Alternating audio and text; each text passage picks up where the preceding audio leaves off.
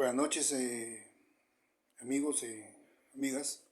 Conocido la proclamación del presidente Castillo como presidente del Perú, vamos a tratar sobre las causas de por qué son necesarias una nueva constitución política en nuestro país. Como sabrán, las causas, los factores por los cuales se le solicita, se pide, ¿no?, el Congreso, ¿no?, el cambio, parten de un diagnóstico de la realidad nacional, ¿no?, de nuestro país, y de los movimientos de izquierda, generalmente los movimientos democráticos, ¿no?, diferentes movimientos que existen, ¿no?, feministas dentro de la sociedad peruana, que vienen solicitando este cambio constitucional. Las facultades de sociología, las facultades de derecho, facultades de historia, ¿no?, y otras de nuestro país, ¿no?, que hacen el análisis, el diagnóstico de la realidad nacional. Desde 1993, como saben, han habido 5 expresidentes sentenciados por corrupción, ¿no?, y uno muerto, se suicidó también por corrupción. Alcaldes y regidores presos por corrupción, cantidad de poder judicial también, jueces, los cuellos blancos y fiscalía, ¿no?, donde se detectó una organización de los cuellos blancos, ¿no? También hemos tenido por corrupción presos congresistas en la época de Fujimori y mayormente, ¿no?, en la época de presidente de comando conjunto, militares, algunos generales presos, varios exministros presos, porque aparentemente se ríen de las leyes o no tienen miedo a las leyes, ¿no?, a la Carta Magna, especialmente a la Carta Magna. Creo que es muy suave para ellos, ¿no? Entonces, habría que ver, especificar por qué es necesario entonces un proceso constitucional, una nueva constitución en nuestro país, partiendo, por ejemplo, de que en Chile, por ejemplo, ya se está desarrollando un proceso eleccionario constitucional de 9 meses, donde participan las minorías aborígenes autóctonas, los araucanos, ¿no?, en su proceso con su representación de 155 congresistas, 20 son de las representaciones autóctonas en Chile, ¿no? Igualito tenemos en Colombia. Colombia también ha terminado un proceso el año pasado de proceso constitucional, una nueva constitución nueva, donde participaron en 2 meses, ¿no?, una nueva Carta Magna, y donde participaron 3 movimientos, las 3 fuerzas en la Asamblea Constituyente en Colombia, el M-19, el movimiento guerrillero, y las otras, había una fuerza, las otras 2 fuerzas, estaban los contrarios, que habían la gente que había sido, ¿no?, los familiares de los que habían sufrido las pérdidas de vidas, miles de vidas, ¿no? Entonces, en Colombia también se ha producido un cambio constitucional, una nueva constitución que no necesariamente tiene que ser pro-comunista ni pro-liberal, sino una nueva constitución que obedezca a los cambios que necesita nuestro país y la población, la ciudadanía. Como saben, tenemos en nuestro país, 47 lenguas originarias que corresponden a 47 comunidades étnicas nativas, chipivos, maquiguengas, quechuas, aymaras, ¿no? Entonces, son 47 que deben tener una representación directa en la Asamblea, ¿no? Por ejemplo, en la Asamblea Constituyente. Y eso tiene que buscar el organismo encargado, el que debe, ¿no? Nuestro país, por ejemplo, tenemos dentro de la realidad nacional que nos aqueja, se plantea, por ejemplo, tenemos una ley de la usura, necesitamos leyes contra la usura, leyes contra la educación universitaria, la educación superior, una ley contra los partidos de vientre de alquiler. Necesitamos establecer eh, lo que digan los movimientos gay, ¿no? GLC, GLP, los movimientos evangélicos, las iglesias y la iglesia católica en nuestro país, ¿no? Tenemos una ley de la usura, por ejemplo, que tenemos ya en estos 28 años que llevamos con la Constitución fujimorista,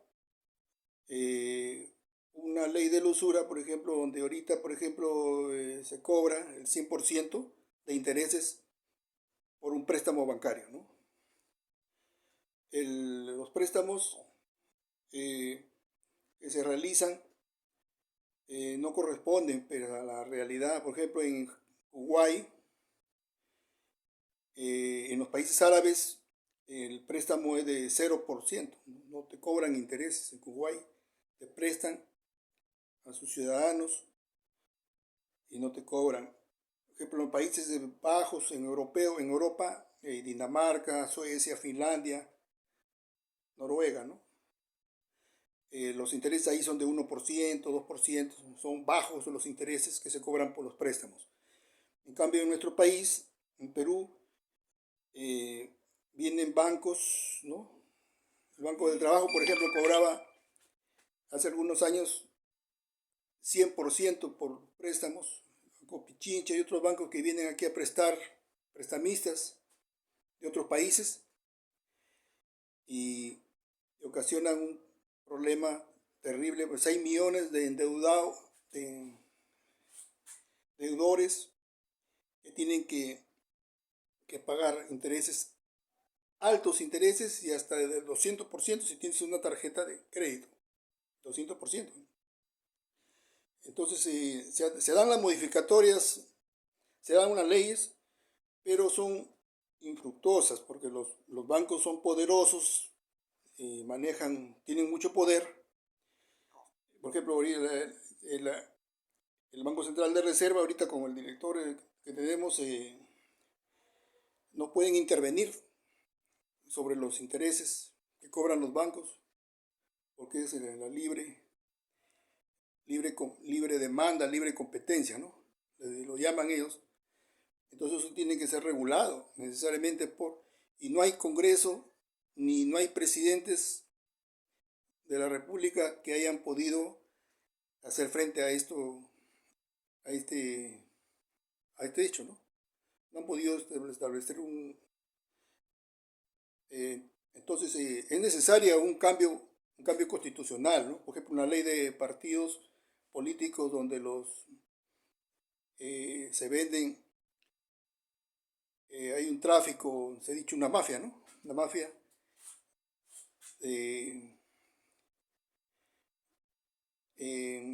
algunos partidos y dueños de partidos políticos, ¿no? Que han sido denunciados en el Ministerio Público, están llevando procesos y necesita regularse. En educación, por ejemplo, tenemos universidades particulares que cobran 800 soles mensuales, 600 soles, cantidades muy elevadas, y que no hace nada a nadie por regular esta situación, esa problemática, ¿no? Tenemos, por ejemplo, monopolios, que existen monopolios. por ejemplo, de los medios. Necesitamos una ley de medios, porque hay monopolios que ponen, por ejemplo, de la prensa escrita, y hay que manejan también televisoras, quieren colocar presidentes, congresistas, y los ponen congresistas también, ¿no? Y entonces hay una situación, por ejemplo, los contratos mineros, que tienen que ser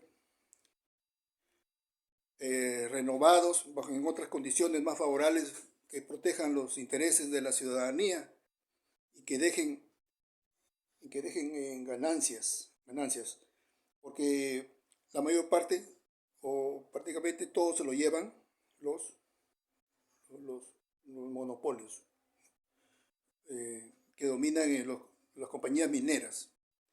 Entonces esa situación hace que en nuestro país sea urgente convocar una nueva asamblea constituyente. Para la derecha, para los ricos, bueno, ellos dicen, también han hecho su diagnóstico de la realidad nacional. Dice que estamos bien, tenemos una máquina en piloto automático, la economía, y estamos bien. Entonces es una situación donde aparentemente estamos bien, pero no es así. Tenemos 30% de pobreza y 12% de pobreza extrema. Y 1% de la población es rica y maneja el 25% de los activos del país. Y el 50% de la población no maneja ningún activo. Un poco más del 50% no maneja ningún activo, es decir, propiedades. No tiene. Entonces, es una realidad. Entonces, que tendríamos, que tiene que cambiarse, tiene que tratarse la protección del medio ambiente, ¿no? La aparición, por ejemplo, de islas de plásticos, contaminación ambiental. Tenemos zonas del Perú donde, por ejemplo, Cerro de Pasco, donde existe la contaminación eh, eh, por venenos, ¿no? Y la contaminación del ambiente también, y donde prácticamente no se está, las empresas mineras ahí han hecho una labor de contaminación ambiental. Entonces, esos serían los factores por los cuales serían necesaria la convocatoria a una nueva asamblea, porque se llama una nueva asamblea constituyente, ¿no? Es necesario establecer una nueva constitución. Entonces ahí voy a hacer un alto. Raúl Salcedo Ramos, ¿no? Gracias, nos estamos viendo en cualquier momento.